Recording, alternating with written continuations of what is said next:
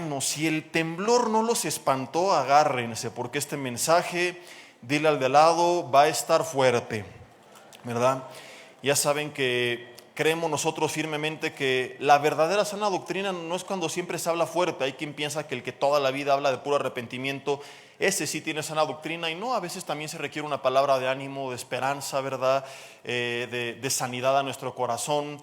La última vez que compartí con ustedes hablamos pues de lo que provoca la raíz de amargura en nuestras vidas y cómo tratar con ella. Hoy quiero compartir un mensaje muy fuerte que, aclaro, no trae la intención de cargar a nadie con culpa, ni vergüenza, ni condenación. Ese es el error que a veces se comete cuando es un mensaje confrontador. Y la confrontación de la Biblia siempre tiene que ser con el propósito de llevarnos al arrepentimiento, y el arrepentimiento va a traer bendición. La Biblia habla de dos tipos de tristeza: la que produce el mundo, que nos lleva a la depresión, y la que produce el Espíritu Santo, ¿verdad?, que nos lleva al arrepentimiento. Entonces, siempre que somos confrontados por la palabra de Dios, es con la intención de que recordemos que su misericordia se renueva cada mañana. Y no es con la idea de que tú digas, sí es cierto, soy un desgraciado, infeliz, traidor, mal cristiano, acabando el servicio me aviento por la ventana, ¿verdad? Sino más bien para que digamos, Señor, gracias por hablar a mi vida, por detenerme de este error en el que yo estaba, porque es mejor darme cuenta hoy en vida a darme cuenta cuando me encuentre contigo cara a cara, ¿verdad? Y porque puedo aprovechar de que tú me extiendes tu perdón y tu misericordia, y puedo yo cambiar y comenzar a caminar una vida con tu favor y con tu bendición. He titulado este mensaje con signos de interrogación: ¿cristiano de apodo o apellido?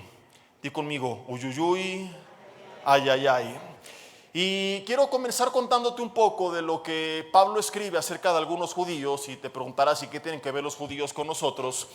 Que si nosotros no entendemos lo que le pasó a una gran comunidad de judíos, pues estamos expuestos a repetir el mismo error. Hay por ahí un dicho que podría ser casi un versículo, y es que el pueblo que no conoce su historia está condenado a repetirla. Y hemos visto que muchas cosas que suceden con la humanidad son cíclicas, se repiten en las generaciones, en los gobiernos, en las familias, en las empresas o en las iglesias, y en este caso en nuestra comunión con Dios. Entonces vamos a ver qué pasó con el pueblo de Israel. Y cuando hablo del pueblo no hablo de lo que llamamos el Israel nacional, porque hay muchos judíos ateos que no les interesa en lo más mínimo Dios, sino hablo de aquel pueblo que Dios llamó y que tenía una relación con Dios y que estaba a ser destinado a ser llamado. No solo el Israel nacional, con quien Dios todavía tiene un plan, ¿verdad?, y un propósito. Esto que a veces se predica de que ya no hay ningún plan para Israel es totalmente antibíblico. Hay profecías pendientes de cumplirse con ellos, pero dentro del Israel nacional también muchos por la fe fueron llamados a ser el Israel espiritual, el pueblo no solo geográfico de Dios, sino el pueblo que pasaría, como tú y yo, la eternidad con Dios. Y vamos a ver qué es lo que pasó con ellos. Primero los tendré que aburrir con un poquito de historia para que asentemos una base doctrinal, y después de ahí podamos extraer un principio práctico a nuestras vidas. Dice Romanos capítulo 2, versículo 17. Dice aquí: tú tienes el sobrenombre, de aquí nace el título del mensaje. ¿Por qué? ¿Qué es un sobrenombre? Lo que tú y yo conocemos como apodo. Es simplemente un nombre con el que te llaman, pero que no es ni tu nombre ni tu apellido. ¿Cuántos de ustedes tuvieron algún apodo en la secundaria? Levanten la mano, ¿verdad? Todos tuvimos algún apodo, a veces bueno, a veces malo, ¿no? El tuercas, el pujas, sabrá Dios cómo te decían. Cuéntale al de al lado cuál era tu apodo. Y dice que el sobrenombre de algunos era el sobrenombre de judío, y te apoyas en la ley y te glorías en Dios. O sea, llegaban: Señor, yo soy judío. Pero Pablo dice solamente un sobrenombre, porque este tipo de personas, versículo 18 dice, conocían su voluntad, e instruido por la ley apruebas lo mejor, y confías en que eres guía de los ciegos, luz de los que están en tinieblas. Vamos a ver cuántas similitudes hay con un grupo de cristianos en la actualidad. Ellos se llamaban pueblo de Dios, se gloriaban de eso, conocían su voluntad, guiados por la palabra de Dios, se reconocían como guías de ciegos. O sea, aquí estamos nosotros para enseñarte, para guiarte, al igual que la iglesia, la luz del mundo muchas veces piensa que está dirigiendo a los demás, Y dice el versículo 20, instructor de los indoctos, maestro de niños, que tienes la ley en forma de ciencia y de verdad. Hay muchas similitudes con nosotros, que fuimos llamados a ser discípulos, a guiar este mundo de tinieblas a la luz de la verdad, a poderles llevar a conocer a Cristo, a enseñar a otros. Pero continúa Pablo hablando y dice el 21, tú que enseñas a otro, ¿no te enseñas a ti mismo? Tú que predicas que no se ha de hurtar, hurtas. Y nos damos cuenta de que siempre ha habido personas que hablan muy bonito pero que no lo viven, que su discurso es distinto al que practican en realidad. Este fin de semana tuvimos una reunión con algunas familias y platicábamos con una hermana académica que conocieron ustedes porque vino a predicar con las mujeres hace algunos meses, Tita Camacho. Ella es una exatea y el Señor la llamó de una forma literalmente milagrosa, ¿verdad? Y deja el ateísmo. Y nos contaba su testimonio y dice, es que estuve en muchas congregaciones cristianas y decía, es que el discurso de amor es fabuloso, pero es solamente un discurso y nada más. Es solamente un muy bonito relato, pero que no lo están viviendo, que no lo están reflejando, que no lo están aplicando a sus vidas. Y esto pasaba con algunos judíos. Predicaban algo que no vivían. Decían que no había que adulterar, pero adulteraban. Hablaban de dominación de los ídolos, pero cometían sacrilegio. Versículo 23, se jactaban de la ley de Dios, pero infraccionando la ley deshonraban a Dios. El resultado natural de esto es que el nombre de Dios era blasfemado entre los gentiles por causa de nosotros. Gente que dice, no hombre, yo de los cristianos no quiero saber porque tuve un vecino que, ¿verdad? ¿Qué es lo que dicen de nosotros? Y ojo, no me refiero a qué dicen, sino qué tan cierto es lo que dicen. Porque primera de Pedro, capítulo 3, 15 en adelante, dice que vamos a ser calumniados, pero que si mantenemos nuestra buena conducta en Cristo, ellos van a ser avergonzados, ¿verdad? Y será solamente una calumnia. Entonces no te preocupes de que hablen de ti, van a hablar de ti. Hablaron de Jesús, imagínate a ti y a mí, ¿qué nos espera? Nos tenemos que preocupar, lo que están diciendo es verdad. Es que tenía un vecino que golpeaba a su mujer. Si no es verdad, ni te preocupes, pero ocúpate si es cierto lo que están diciendo. Hacía parranda cada fin de semana, salían el domingo bien religiosos con la Biblia, ¿verdad? Pero el sábado previo a irse el domingo por la mañana a la congregación, unas borracheras y gritos e insultos, ¿verdad? Y de repente ponían al hermano Marcos Witt y alababan al Señor, pero de repente ponían a la hermana Paquita, la del barrio, y vieras cómo insultaba a la mujer a su marido, ¿verdad? El papá jamás lo vi en el parque jugando con sus hijos. ¿Qué se dice de nosotros?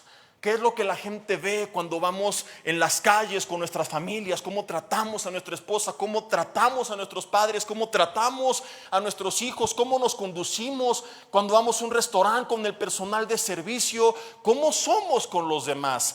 La Biblia dice que por culpa de la doble vida de muchos judíos, muchos gentiles blasfemaban el nombre de Dios. Y dice el versículo 25, pues en verdad, y ahorita voy a explicar esto, la circuncisión aprovecha si guardas la ley. Pero si eres transgresor de la ley, tu circuncisión viene a ser incircuncisión. Si pues el incircunciso guardare, versículo 26, las ordenanzas de la ley, ¿no sería tenida su incircuncisión como circuncisión? Y el que físicamente es incircunciso, pero guarda perfectamente la ley, te condenará a ti que con la letra de la ley y con la circuncisión eres transgresor de la ley. Pues no es judío, versículo 28, el que lo es en lo exterior, ni es la circuncisión la que se hace exteriormente en la carne, sino que establece Pablo este principio. Es judío. ¿Quién? El que lo es en lo interior. Y la circuncisión es la del corazón, en espíritu, no en letra. La alabanza, dice, del cual no viene de los hombres, sino de Dios. ¿Qué es lo que pasaba con la comunidad judía, o al menos algunos de ellos, que se creían justos por el simple hecho de ser judíos? Por eso el versículo 17 dice: tienes de judío solamente un sobrenombre, es apodo, pero no eres en realidad pueblo de Dios, hay una gran diferencia entre un apodo y un apellido. El apodo es con el cual te reconocen un tiempo, es temporal y no necesariamente refleja la verdad de quién eres, pero el apellido, ¿verdad? Es algo que tú tienes de forma innata o que se le da a alguien y que junto con él se le da una identidad y hay una herencia y hay derechos y hay obligaciones, y ya no es solamente un apodo, sino que te hace parte de una familia. Tener el apodo no me hace parte de una familia, pero tener el apellido me vuelve parte de esa familia. Entonces pregunto, ¿cristiano es un apodo que yo llevo o es mi apellido? ¿En verdad soy el pueblo de Dios, de la familia de Dios, o es solamente, como estos judíos, un sobrenombre? Te cuento acerca de ellos antes de ir con nosotros. Ellos pensaban que por guardar ciertas apariencias, como lo hacen algunas religiones, como lo hacen los judaizantes, ¿verdad? Pues ellos ya eran justos delante de Dios. Entonces ellos se circuncidaban, a todos sus hijos los circuncidaban y guardaban ciertas fiestas, tradiciones, y andaban, ¿verdad?, con los caireles, como ves algunos judaizantes, y con su kipá y sus vestimentas y las filacterias y la ley escrita colgada de sus ropas, y ellos sentían que todo esto los volvía superiores y despreciaban a los griegos. Entonces, lo primero que Pablo hace en los primeros capítulos de Romanos es demostrar que todos, por causa del pecado, estamos separados de Dios. Y habla de gentiles, griegos, judíos, romanos, todos. Y en cuanto a los judíos dice, hey, esto no es una excepción para ti. No creas que solamente por tu sobrenombre, que solamente por tu apellido, por el sobrenombre que tienes, ¿verdad? Y por las apariencias, ya eres pueblo de Dios. Ellos llegaron a creer esto, es que nosotros sí somos circuncidados. Y por eso Pablo dice, y lo voy a repetir, ¿de qué sirve la circuncisión si quebrantan otros preceptos de la ley? ¿Cómo pueden sentirse mejores que los demás si su vida está corrompida? Y a lo mejor, dice él, hay otros que no están circuncidados, pero que su vida es más recta delante de Dios. En resumen, lo que ellos olvidaron es que la circuncisión no los hacía pueblo, era una señal para aquel que se había vuelto parte del pueblo. Cuando Dios llama a Abraham, ¿verdad?, no lo llamó porque se circuncidó, sino que lo llamó, Abraham creyó, y la circuncisión fue una señal del pacto que previamente se estableció. No sé si me estoy explicando. No es que Dios dijo, a ver, ¿dónde hay Abraham se circuncidó, él se ha ganado ser mi pueblo? No, Abraham, ven. Abraham fue, y dice la Biblia, creyó y le fue contado por justicia.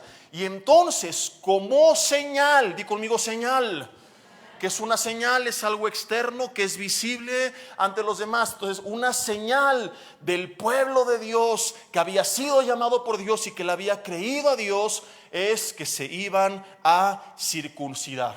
Pero repito, no es que por eso fue hecho merecedor del pacto, más bien que esto fue una señal del pacto. Vamos a verlo en Génesis capítulo 17 para que quede más claro. Continuamos explicando este principio y pasamos a los catorrazos. ¿Sí trajeron su casco? Génesis 17, versículo 10. Dijo de nuevo Dios a Abraham, en cuanto a ti guardarás mi pacto, tú y tu descendencia después de ti por sus generaciones. Este es mi pacto que guardaréis entre mí y vosotros y tu descendencia después de mí. Será circuncidado todo varón de entre vosotros. Circuncidaréis pues la carne de vuestro prepucio y será por señal del pacto.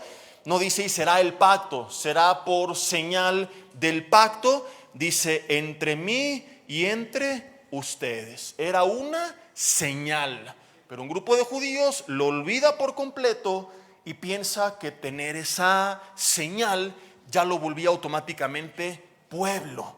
Creían que por cumplir con ciertos aspectos externos de la ley, por mantener esta señal, ya eran pueblo de Dios, y se les olvida que nadie es pueblo ni por apariencia, ni por apodo, ni por el cumplimiento de la ley porque no la podían cumplir, sino porque aún desde el Antiguo Testamento, cuando muchos creían que la ley los salvaba, se aclara en Génesis 15:6. La justificación por la fe no es una doctrina que se inventa en el Nuevo Testamento, sino que desde el Antiguo Testamento que tienen los judíos y los judaizantes, la Biblia dice, para que cuando te encuentres a los judaizantes en la calle, se los leas.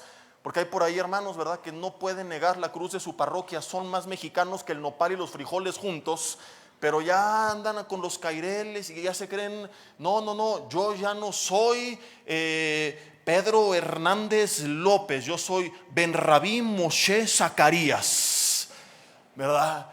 Y piensa que es el pueblo perdido de Israel que andaba por aquí en Calimaya y cosas así por el estilo. Entonces, léele Génesis 15:6. Abraham creyó y le fue contado por justicia. ¿Cuándo le fue contado por justicia? Después de que creyó. En el mismo Antiguo Testamento de judíos y judaizantes, la Biblia enseñaba que la justificación era por medio de la fe. Pero llegó un punto en el que lo cambiaron, y en vez de reconocer que a causa de esa fe venían algunas cosas que tenían que llevar a cabo, creyeron que estas cosas que llevaban a cabo podían reemplazar su fe o su relación con Dios.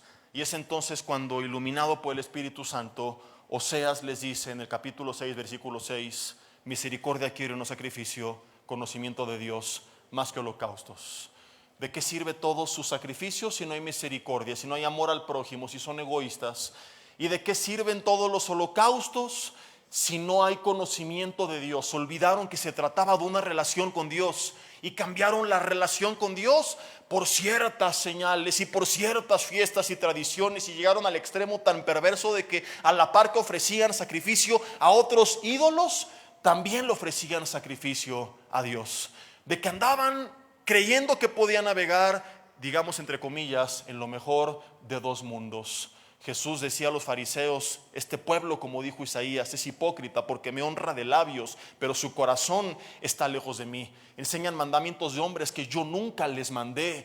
¿Qué hacen con la ley de Dios? Cuelan el mosquito, pero se tragan el camello. Guardaban ciertos aspectos insignificantes, pero lo más importante lo pasaban por alto, y utilizaban estas pequeñas apariencias como una justificación ante los hombres para hacerse sentir que eran más justos que los demás, y cometieron una terrible corrupción de lo que todo inició como una preciosa relación con Dios.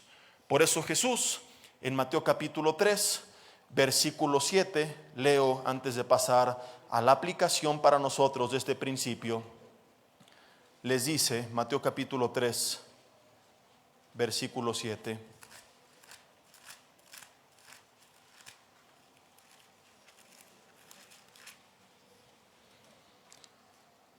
al ver que muchos de los fariseos y de los saduceos venían a su bautismo, les decía, ¿qué les decía? Este Jesús no lo conocías, ¿verdad? Hoy te presentan solamente al Jesús hippie, ¿no? Que aunque seas un desastre, Él nos acepta tal como somos, pero no para que nos quedemos igual. Eso de ven tal como eres es totalmente cierto, pero no para quedarte igual, sino para que Él te cambie. Pero hoy se presenta un Jesús que no, tú puedes seguir en tu vida de corrupción y no pasa nada porque Él es bien buena onda. Y no hay que llamar al arrepentimiento. Esos sermones como los de hoy en Vida Nueva son religiosos y legalistas y faltos de amor, porque Jesús es amor y amaba a todos. Pero Jesús a los religiosos de la época, mira qué paradoja, los más grandes pecadores, prostitutas, borrachos, fueron llamados y perdonados por Él. Pero a los fariseos les dijo: ellos van, estos pecadores, delante de ustedes al reino de los cielos. O sea, el mensaje más fuerte de la iglesia no tendría que ser allá afuera, porque allá afuera hay mucha gente que ni siquiera ha escuchado el evangelio. Entonces vas a mandar al infierno a alguien que nunca ha escuchado de Cristo. Entonces Jesús a toda esa gente le externó su amor, su misericordia, sí los llamó al arrepentimiento, pero les dio la oportunidad. Sino que el mensaje más fuerte debería ser dentro de la iglesia, con quienes ya conocemos la palabra de Dios y aún así hacemos con ella lo que queremos. Porque hay mucha gente que su vida es un desastre porque no conoce la palabra de Dios. Pero recuerda cómo comenzó este capítulo 2 de Pablo a los Romanos. Tú conoces la voluntad de Dios, tú conoces la ley, se le enseñas a otros, pero no la vives. Siempre ha sido este grupo de personas el mensaje más fuerte de la palabra de Dios. Entonces venían los fariseos y saduceos y les dijo: generación de víboras. Si algún día piensas que aquí les hablamos fuerte, ¿te imaginas que se pare el pastor Josi o el pastor Armando la próxima semana que viene? ¿Cómo están mis serpientes? ¿No? A ver todas las cascabel de este lado y las cobras de la izquierda, ¿verdad? Y así les dijo Jesús: generación de víboras. ¿Quién les enseñó a huir de la ira venidera? Hagan frutos dignos de arrepentimiento y no piensen decir dentro de ustedes mismos: Abraham tenemos por padre. Porque yo les digo que Dios puede levantar hijos de Abraham aún de estas piedras. Confirmando lo que Pablo enseñó. No creas que por tu nacionalidad eres salvo, que simplemente por el apodo que tienes ya eres pueblo de Dios. Y ya también el hacha está puesta a la raíz de los árboles. Por tanto, todo árbol que no dé buen fruto es cortado y echado en el fuego. Di conmigo: tómala, tómala, tómala. Qué fuertes palabras de Jesús. Y qué tanto tenemos que aprender de lo que vivió en este contexto el pueblo de Israel, para no cometer como pueblo de Dios el mismo error de creer que simplemente porque me llamo cristiano ya soy salvo. Hay mucha gente que piensa que es así de fácil. Hago una oración, ya soy cristiano, sigo viviendo como me da la regalada gana, pero guardo ciertas señales que me hacen superior a los demás. He conocido cristianos, por ejemplo, que ese joven tiene un tatuaje, aleluya, yo soy superior a él, y tú tienes 40 kilos de sobrepeso, que te hacen más daño que el tatuaje de ese joven que no lo dañe nada. Y no le digo justificándome porque yo no tengo tatuajes, pero no por eso voy a poner cargas sobre los demás que no tienen que llevar. Y este es otro tema, pero hay gente así. Ay, el hermano lo vi en el restaurante tomando una copa de vino. Uy, no, yo no. Y tus 3 litros de Coca-Cola todos los días son muy sanos, ¿verdad? Entonces empezamos a creernos como los judíos, superiores por ciertas señales. Porque yo tengo un pescado en mi coche en la parte de atrás. Porque ¿cómo hablo yo? ¿Cómo está, hermano? Bendecido, amén, aleluya, gloria a Dios, santo, santísimo. Y pensamos que por esa liturgia externa que manifestamos delante de los hombres, porque yo sí me peiné de la forma correcta, porque es que yo no ando como esa hermana que mira cómo está vestida y yo sí estoy bien vestida, pero tu corazón es un desastre.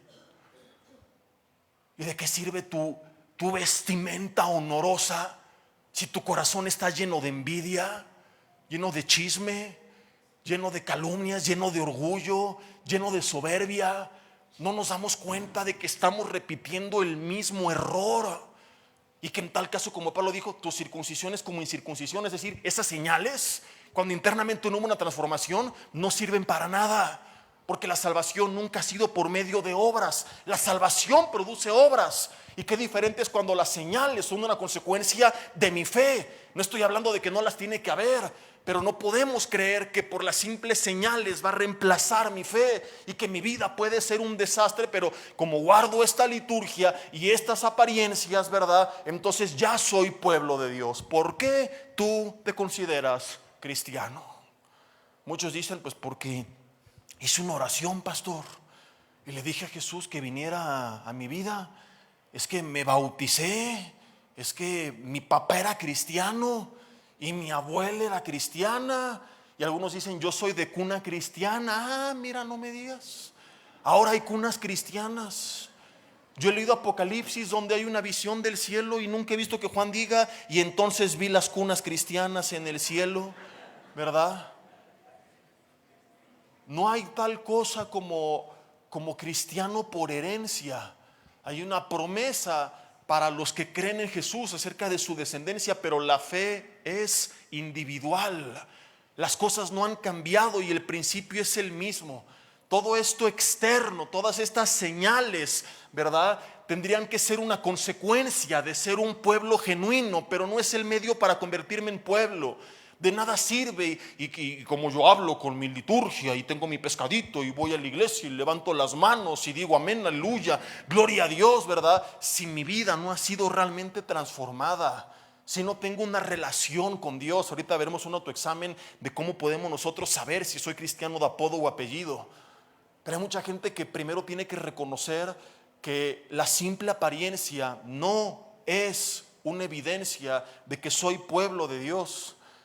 que tú hayas hecho una oración, si tu vida siguió siendo la misma y no comenzó el Espíritu Santo a guiar tu vida y no comenzaste a ser guiado por Él y no empezó a obrar un proceso de transformación que a lo mejor no es radical de la noche a la mañana, pero se ve a través de la santificación progresiva que Dios está obrando en tu vida. Quizá esa oración solamente hizo ruido.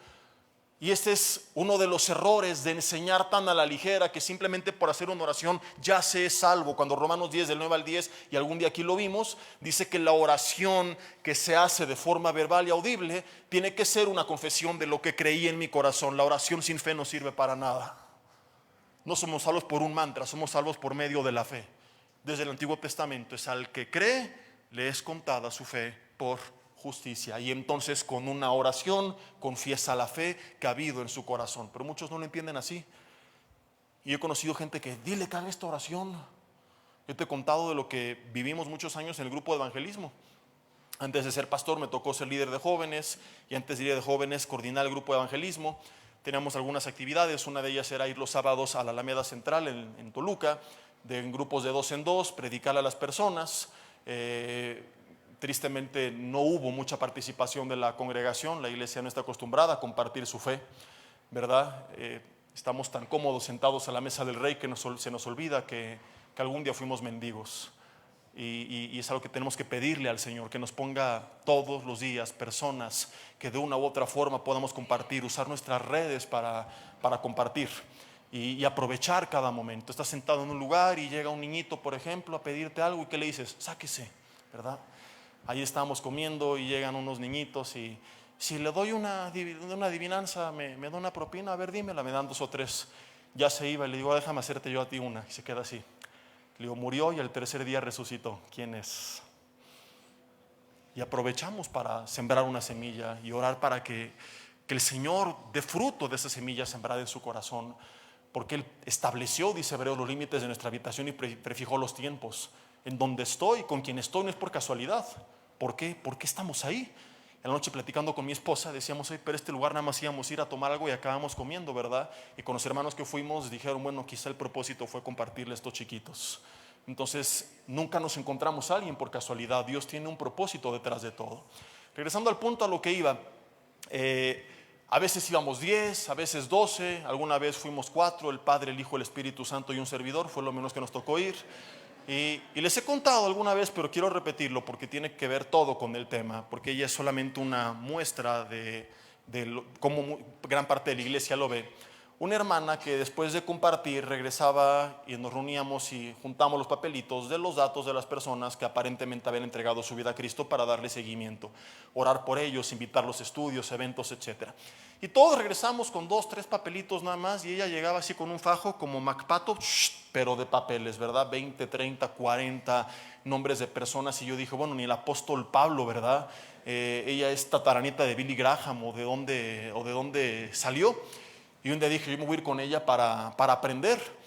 Y me di cuenta de por qué regresaba con tantos papeles, ¿verdad? Y me dijo ella, tú comparte. Y le dije, no, yo quiero escuchar a ver tú cómo lo haces. Y yo dije, pues quiero ver cómo le hace, porque es impresionante toda la gente que con esta hermana recibe a Cristo, ¿no? Entonces yo la acompañé y la otra persona tenía que estar orando por quien estaba compartiendo, y empezó a orar por ella. Y de repente, ¿cómo te llamas, fulano de tal? Repite esta oración. ¿Qué? No te quieres ir al infierno, ¿verdad? No. Tú repites tu oración o te vas a ir al infierno.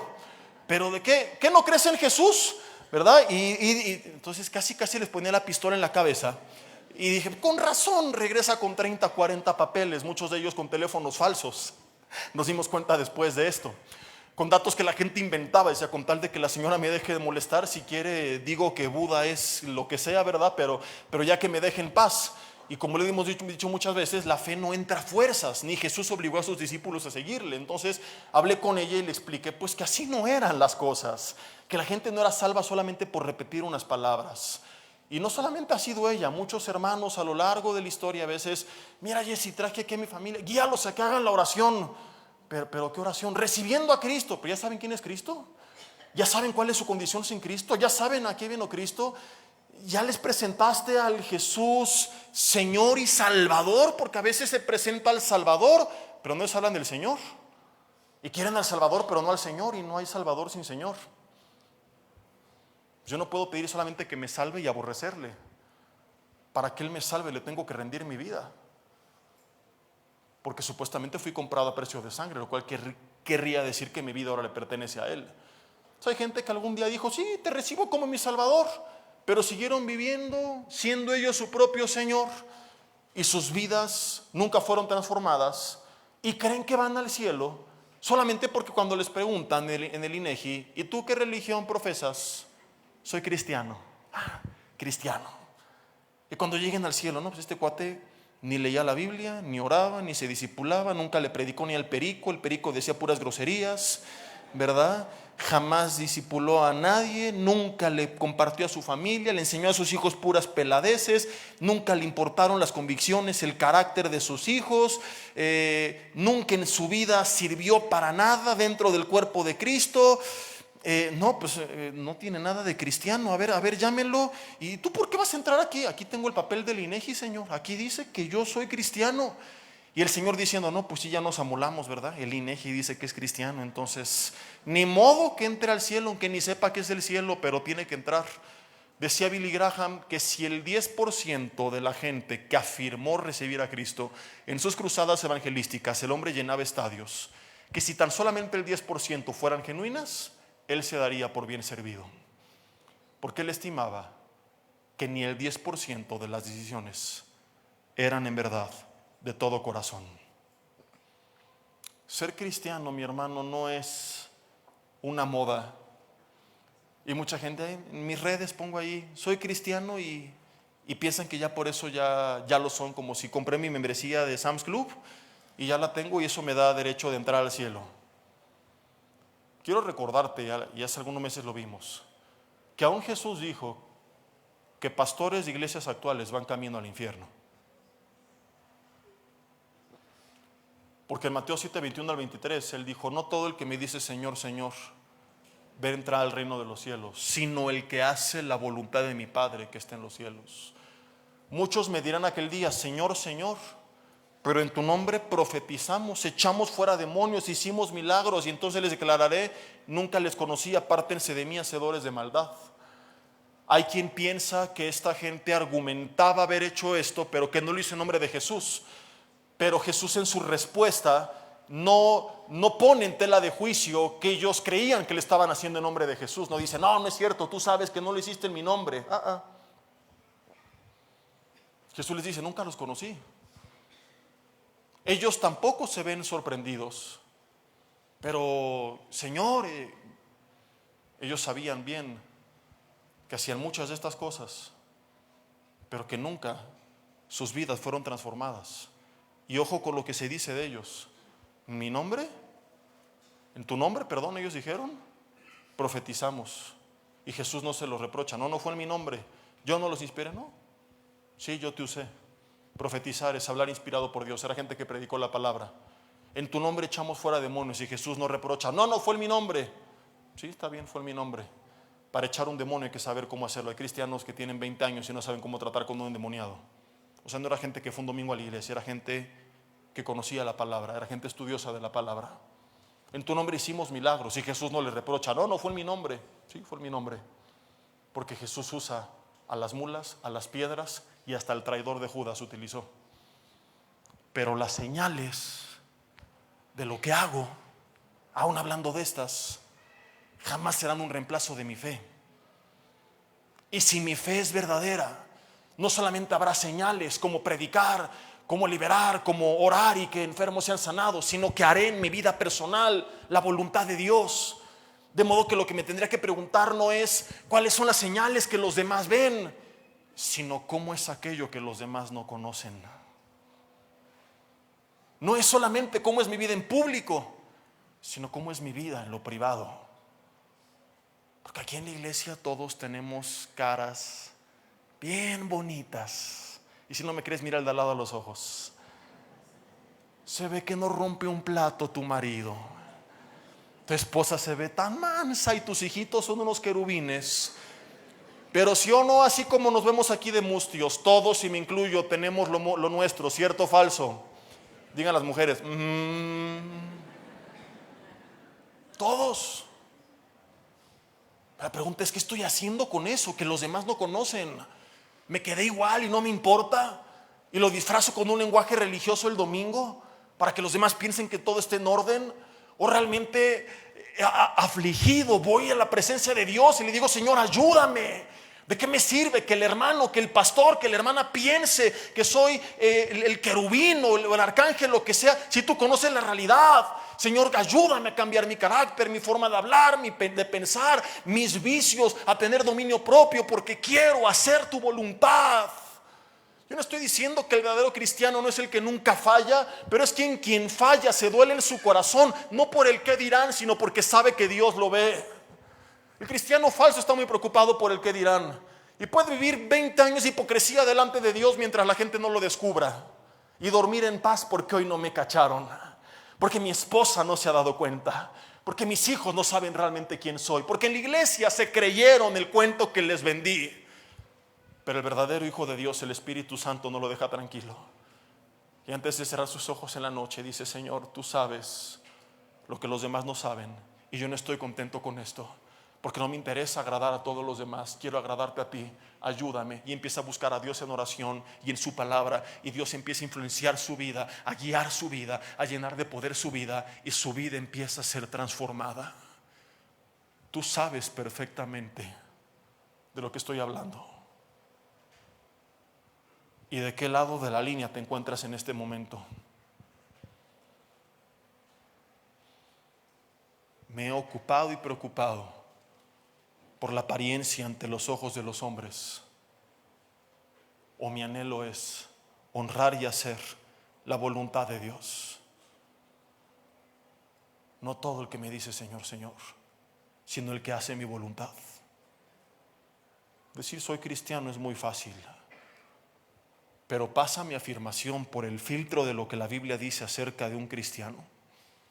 Hay por una serie que compartí hace muchos años que se llama El Cristianismo Bíblico y Verdadero, que te recomendaría ampliamente. Pero quiero solamente hacer dos preguntas. Tú dices, soy cristiano, y te encuentras un cristiano en la calle y te dice, yo también soy cristiano. Qué buena onda. Lo primero que un cristiano preguntaría, una de las primeras cosas es, oye, ¿cómo te discipulas? Generalmente preguntamos, ¿y dónde te congregas? Y algunos desde ahí, no en ningún lado, en Facebook. Saludos a los que nos siguen a través de Facebook. Si es porque no tienes iglesia, ora para que Dios te la dé. Si tienes y no quieres ir, arrepiéntete y búscate una. Esto no reemplaza el que tú te congregues. Hay mucha gente que desde la pandemia se hizo floja. Y a veces piensan que es, porque me quiere tener el pastor para manipular. No, le estoy hablando a mucha gente que ni en esta ciudad vive, que nos siguen desde otras ciudades, de otros países, más desde la pandemia. En algunos sabemos que no hay una congregación, pero hay algunos que mejor me quedo en mi casa. Ahí me levanto un minuto antes de la prédica y le escucho. Ser cristiano no es escuchar prédicas, es parte de ser cristiano. Y esto es un medio para poder discipular, para poder compartir con otros, pero no reemplaza que alguien se integre a la familia de la fe. Lo ordena explícitamente la carta a los hebreos. No se dejen de congregar según algunos tienen por costumbre. Y en esa carta se les dice también que debiendo ser ya maestros, tenían que volver otra vez a aprender los primeros rudimentos, porque justamente al no poner en práctica lo aprendido se les olvidó. Hay cristianos que yo hace años atrás los veía en un futuro como grandes maestros que inclusive admiraba y se quedaron estancados. Yo había jóvenes que crecieron conmigo en mi grupo que yo decía, este va a ser pastor, este va a ser misionero, este va a ser predicador, y están perdidos, y muchos de ellos olvidaron todo lo que saben porque nunca lo pusieron en práctica, porque de nada sirvió aprenderlo si no lo vivieron. Entonces, ¿dónde te congregas? En tal congregación. No, ya pasé, voy el domingo a la iglesia. No, yo quiero ir a una pregunta más profunda. ¿Cómo te discipulas? No es solamente dónde te congregas. Ser cristiano no es ir domingo a la iglesia. Ese es el error de la mujer de Samaria, que creía, Jesús, ¿dónde tenemos que adorar? ¿En este monte o en aquel? En ninguno, en espíritu y en verdad. Vivió una religión geográfica. Hay gente que vive un cristianismo geográfico. Llega a la montaña, ofrece el holocausto, se baja de la montaña y Dios no existe de lunes a sábado. El domingo se pone en la del santo y entre semanas se la quitan y se pone en la de Blue Demon. No. ¿Cómo te disipulas? Algunos vienen aquí entre semana, algunos no pueden por el tráfico, por sus horarios, pero entre semana acostumbran a leer algún libro del cual aprenden, algún discipulado en línea, algún discipulado en vivo por Zoom, algún discipulado a través de redes, de YouTube, de lo que sea, escuchan prédicas. Yo no estoy queriendo imponer cargas sobre nadie. Aquí tienes que venir todos los miércoles y los viernes o te vas al infierno, aleluya. No, hay de nosotros si quisiéramos manipular de esta manera, pero también hay de mí si no te digo la verdad. Un cristiano que no se disipula según la Biblia no es cristiano. ¿De dónde sacas eso, Jesse? Porque en la Biblia, si tú lees el libro de los Hechos completo hoy en casa, no te tomará más de 1 hora. Y te vas a encontrar que en los primeros capítulos al pueblo de Dios no se le llamaba cristiano, se le llamaba discípulos. Te ahorro un poco de trabajo. La palabra discípulos en el original griego es mashtes, que significa alumno. Un alumno es quien está aprendiendo constantemente del maestro para crecer conforme a las enseñanzas del maestro. Es en Antioquía donde un grupo, algunos piensan que ni siquiera eran cristianos, les llamó a los discípulos por primera vez cristianos, cristos anos, pequeños ungidos. A los discípulos se les llamó cristianos, no a los cristianos discípulos, por lo cual en teoría, según este orden de los eventos, el cristiano previamente era un discípulo. Pero que alguien me explique dónde está en la Biblia el concepto de un cristiano que no es discípulo, porque yo nunca lo he encontrado. El verdadero cristiano es un discípulo. El que dice, soy cristiano pero no discípulo.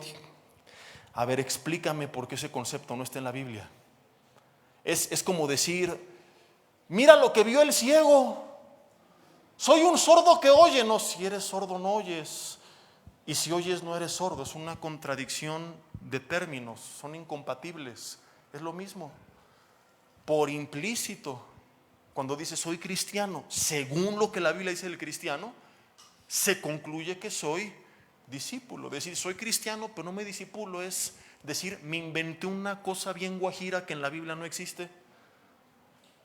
Y por eso que quizá tantos que dicen ser cristianos viven vidas en derrota, porque no hay victoria si no estás en la palabra y en el Espíritu.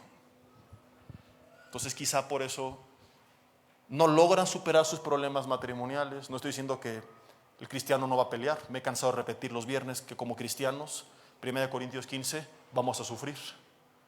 Dile a tu esposo, ya ves, es bíblico, que te atormente todos los días. La diferencia es que sabremos resolver nuestros problemas y no acabaremos, le hago la ley del hielo. ¿Hace cuánto que no se hablan? 20 años, pastor. Les da risa, pero ha pasado. Ya les dije que yo historias me sé un montón. El don y el llamado es irrevocable, pero he dicho de broma, si Dios un día me dijera, Jesse, te quito tu chamba de pastor, yo no me preocupo, pongo mi programa de chismes cristianos y me hago millonario. Son tan buenas las historias que la gente las escucharía más que mis prédicas. Cristaneando con Jesse Chapoy sería el programa, el nombre del programa. Y preguntas, a ver, hermanos que tienen 20 años que no se hablan, ¿cómo es su relación con Dios? Vamos el domingo a la iglesia. ¿Y han leído algún libro de matrimonios? No. ¿Y van los viernes a matrimonios? No. Vamos al cine. ¿Y entre semana escuchan alguna serie de la Biblia de matrimonios? No, vemos Peppa Pig en Netflix. ¿Oran? No. ¿Leen la Biblia? No. Por eso están así. Y yo no les puedo ayudar en nada. Porque no se resuelven problemas horizontales si está roto lo vertical. Primero se arregla la relación con Dios y entonces lo demás fluye, es una consecuencia natural. Pero si no tratas con el problema de raíz, no vas a llegar a ningún lado. Hay cristianos que cada rato toman malas decisiones y no salen por eso de la depresión. No dije que el cristiano no se deprime, pero sale de la depresión. El cristiano se desanima, pero sale del desánimo. Tiene rencor, pero aprende a sanar y perdonar. Estoy hablando de gente que no lidió con eso. Todos vamos a lidiar con temas externos, con temas internos, ¿verdad? Como la hermana Riley se llama, la de Intensamente, ¿eh? ¿Sí es? Riley, ¿verdad? Pero Dios nos va a guiar a superar todo eso. Hablo de gente que ahí lleva estancada, años amargada, años con su orgullo, años con su resentimiento, años con su avaricia, años sin contentamiento, años en depresión. Y esto no es la vida que Dios tiene para nosotros. ¿Pero por qué pasa esto? Porque Pablo dijo a Timoteo, fíjense por qué la importancia de ser discípulo. Segunda de Timoteo capítulo 3, no es nada más tengo conocimiento y lo presumo en redes y ya. Es porque esto es lo que va a pasar cuando yo estoy en la palabra. Dice la Biblia, segunda de Timoteo capítulo 3 versículo 16. Bueno, vamos a ir desde el, fíjate, me quiero ir desde el versículo 14. Dice, pero tú persiste en lo que has aprendido y te persuadiste, sabiendo de quién has aprendido, y que desde la niñez has sabido las sagradas escrituras. La pregunta es, ¿quién se las enseñó a Timoteo? Si has leído de él, tú sabes que su madre y su abuela, Loida y Eunice, ellas le instruyeron en la palabra. ¿Qué estás haciendo con tus hijos y con tus nietos, mamá, papá y abuelos y abuelas? Dice, las cuales te pueden hacer sabio para la salvación por la fe que es en Cristo Jesús. Porque toda la escritura, versículo 16, es inspirada por Dios y es útil para enseñar, para redarguir, para corregir, para instruir en justicia, a fin, ¿cuál es el propósito? No llenarme de conocimiento y presumirlo en Facebook y burlarme de los ignorantes. Estos tampoco saben nada y también los hay. Pero el verdadero cristiano, repito, no es el que las señales, aquí está un post de cuánto sé, no, lo va a vivir. El que meditó en la palabra y le empezó a vivir. El fin es que va a ser un hombre de Dios perfecto, que significa completo o maduro, enteramente preparado para toda buena obra. Para toda buena obra. Para educar a mis hijos, para decisiones con mis finanzas personales, para tratar con mis emociones, para tratar con el mundo, para saber cómo ser como jefe, como trabajador, como gobernante, como gobernado.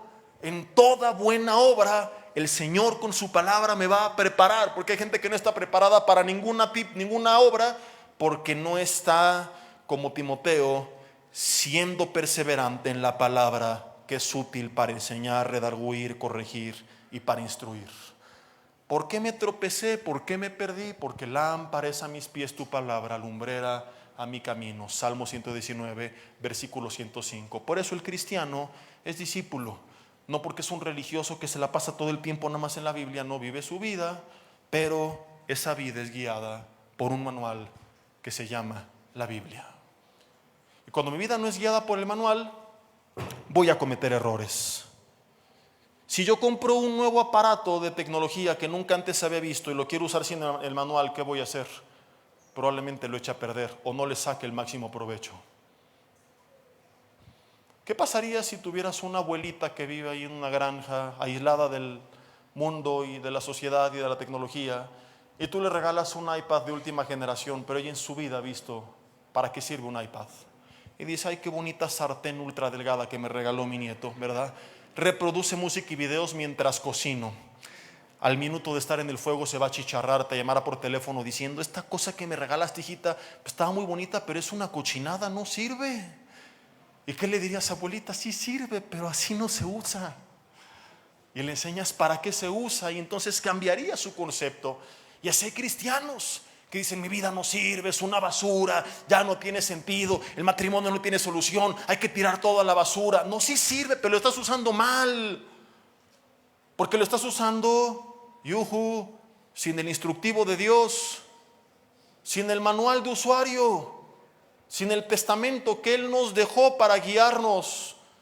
Naturalmente, las cosas no nos salen bien. No porque el Señor diga, como tú no te discipulaste, aleluya, te mando una maldición y 3 arañas venenosas para que se te quite. Son consecuencias naturales de haber tomado malas decisiones. Todos hemos tomado malas decisiones, pero es distinto que una vez te equivocaste, 2 veces te equivocaste, todo el tiempo, toda la vida has estado equivocado. Porque no eres discípulo. Y si no eres discípulo, necesitas hoy entregarle tu vida a Cristo. Porque al día de hoy has tenido un apodo, no un apellido, no te engañes. De cristiano tienes solamente un sobrenombre. Pero según la Biblia no pasas por el filtro. Eso no es un cristianismo bíblico verdadero. Lo segundo que yo le preguntaré a alguien que me dice que es cristiano es,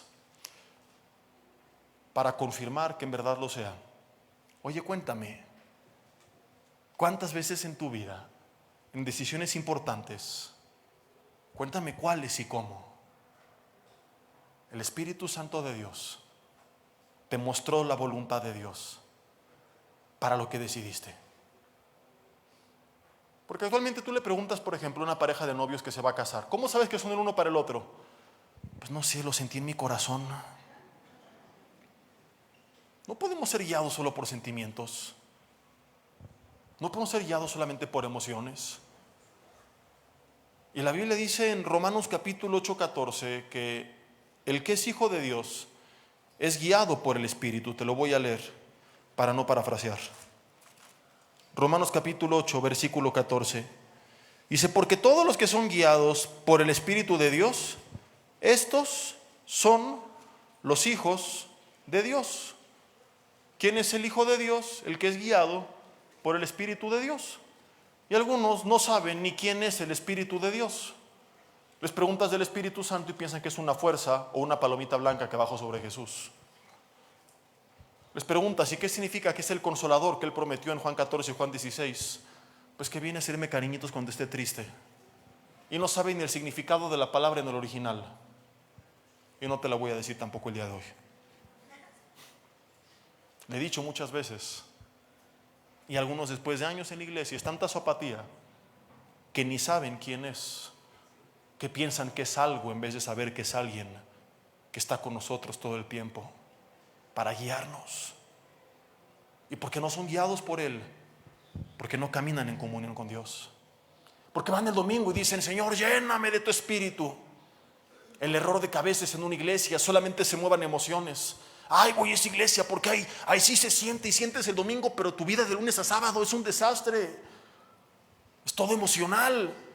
Y el ser llenos del Espíritu habla el tiempo del verbo de un presente continuo. No es voy el domingo a que me llene y me vuelvo a llenar el siguiente domingo. Es permanecer lleno de lunes a domingo, los 365 días del año, las 24 horas del día. ¿Cómo? A través de estar en contacto con Dios todo el tiempo, de todas las formas posibles, en alabanza, en su palabra, enseñándole a otros, orando por otros, en comunión con Dios, a veces verbal, a veces en mi mente, pero no desconectarme de Él.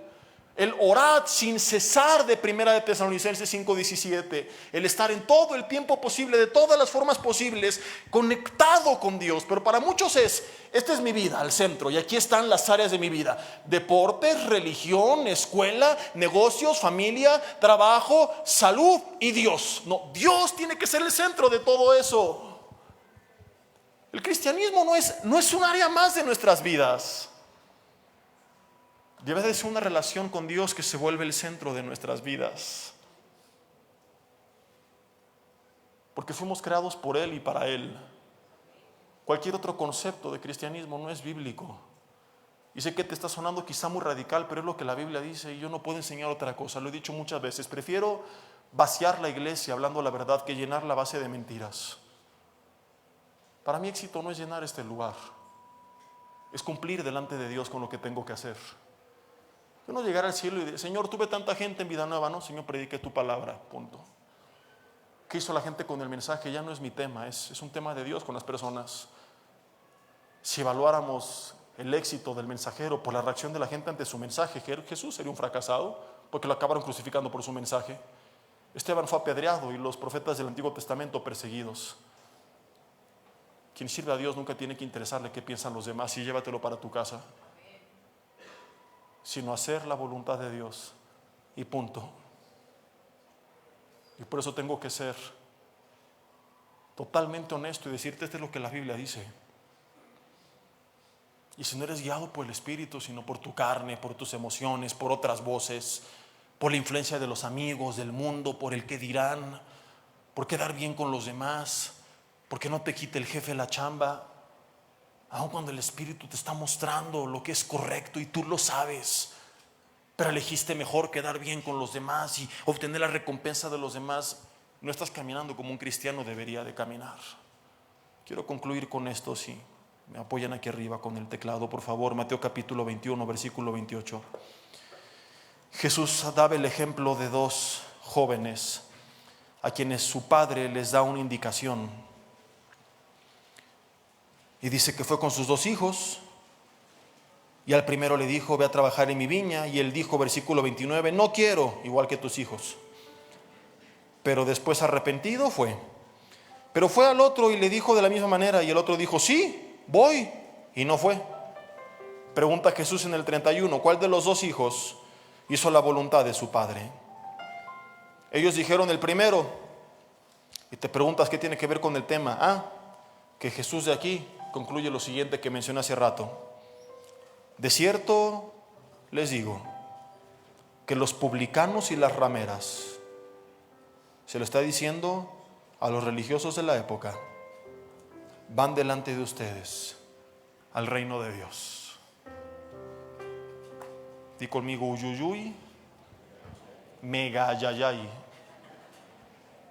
Publicanos y rameras, y no es que vendían ramas en las calles, precisamente, van delante de ustedes, les dijo Jesús, al reino de los cielos. Porque Jesús no rechaza a nadie por su pecado si se arrepiente, pero no puede ser salvo aquel que, conociendo la verdad como ellos, decide vivir como le da la regalada gana. Y hay mucha gente así, como el segundo hijo. Sí, Señor, sí, amén, aleluya, gloria a Dios. Sí, recibo. Y vienen a matrimonios, ay, amén, y hacen lo que quieren. Matrimonios que les he dicho, hermanos, ya ¿para qué me buscan si no hacen caso y no a mí, a la palabra? O sea, ¿para qué vienes chillando si sigues de adúltero? ¿Para qué vienes a corremos por tus finanzas si eres bien tranza y bien macana y no honras a Dios? De nada sirve tu discurso bonito. Nada sirve que seas maestro de escuela dominical y des un grande mensaje si no te interesan tus hijos en casa. De nada sirve ser como este segundo hijo. Sí, Señor, sí, Señor. Hay hablar bien bonito y publicar bien bonito en tus redes. Y en lo secreto, decirle, Dios, no te metas con mi vida. Y seguir viviendo como me da la regalada gana. Es mejor ser un poco honestos con Dios como el primero, como lo fue David, como lo fue Abraham, como lo fue Moisés. Grandes hombres de Dios que llegaron a titubear, a dudar, como Job, que a veces lo que le decían a Dios no era lo más ortodoxo. Y decirle, Señor, esto no lo entiendo, no me gusta, no quiero, pero en contra de mi carne estoy dispuesto a hacer tu voluntad. Mejor que el discurso no sea tan perfecto, pero que el corazón sea íntegro y que busquemos a fin de cuentas hacer la voluntad del Padre. Que aquellos cristianos como este hijo,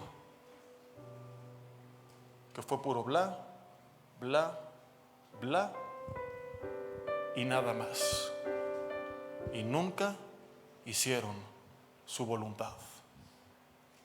Dile en tu lugar con ojos cerrados, Dios, ya no quiero ser este tipo de cristiano, de apodo y nada más. Dile, perdóname si mi vida no ha sido íntegra.